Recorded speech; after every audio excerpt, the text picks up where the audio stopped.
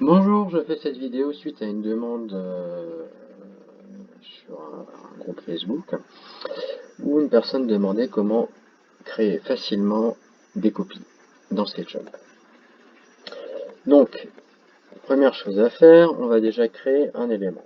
Pour ce faire, nous allons utiliser ici l'outil rectangle et nous allons créer un cube de 10 cm par 10 cm. Je donne un point de départ.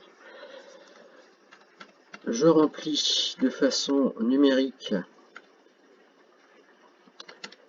10, point virgule 10, les cotations apparaissent plus bas et je fais entrer. Voilà. Ensuite, je vais donner du volume en utilisant l'outil pousser-tirer qui se trouve ici. Et je monte également de 10 cm, comme ceci. Maintenant, pour sélectionner l'intégralité de ce cube, je vais faire un triple clic sur cette surface. 1, 2, 3. L'intégralité de l'élément étant sélectionnée. Maintenant, je vais utiliser l'outil déplacer. Oui, je vous ai parlé de copier, mais j'utilise l'outil déplacer. Pourquoi? Parce que chacun des outils de SketchUp a plusieurs fonctionnalités. Donc, quand je prends l'outil déplacer, je lui donne un point de départ, je viens attraper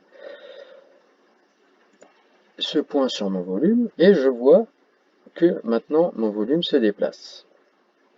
Maintenant, si vous prenez l'habitude de lire là en bas de votre écran, choisissez deux points déplacés, point, contrôle égale basculer en copier. Ça veut dire que si maintenant j'appuie une fois sur le bouton contrôle du clavier, voilà, ceci étant fait, il vient me générer une copie que je vais pouvoir poser où je le souhaite. Admettons, je vais la poser à 50 cm. Voilà. Celle-ci étant posée, si maintenant je souhaite dupliquer le nombre de copies, sur mon clavier numérique, j'enfonce le petit bouton étoile qui va lui signifier que je souhaite faire une multiplication et je lui donne le nombre d'éléments, 2 par exemple, entrée, il vient de me le multiplier par 2. Tant que je ne sors pas de la fonction, si je multiplie par 10, il vient de m'en faire 10 éléments.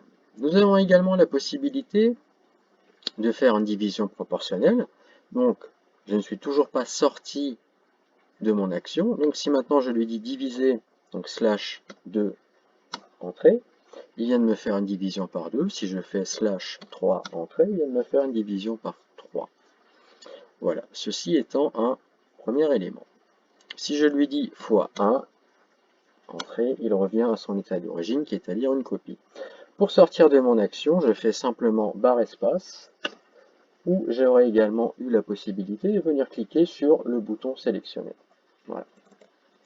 Ça,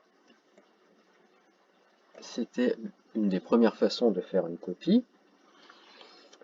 Plutôt une copie, on va dire, dans l'axe X ou dans l'axe Y. Si maintenant je souhaitais faire des copies par rotation, je viens sélectionner l'élément que je souhaite copier, c'est-à-dire le deuxième volume, 1, 2, 3, comme tout à l'heure. Il vient de me sélectionner le volume. J'utilise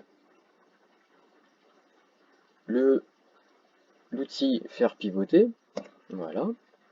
Je lui signifie par la flèche de haut que je veux pivoter autour de l'axe Z et je prends un point de rotation, c'est-à-dire le centre de ma rotation. Voilà. Et maintenant, je vais lui donner un angle de départ et je vais venir m'accrocher sur mon volume, un clic gauche, et maintenant, mon volume tourne. Comme pour l'outil déplacement, si j'appuie sur la touche contrôle du clavier, il va générer une copie que je souhaite positionner par exemple à 170 degrés. 170, entrée. Voilà. Il vient de me positionner la copie à 170 degrés. Comme pour la copie linéaire, si je lui dis multiplier par 2, il va m'en rajouter. Si je lui dis diviser par 3 par exemple, il va m'en interférer 3 à l'intérieur. Voilà, en espérant avoir répondu à vos questions. À très bientôt.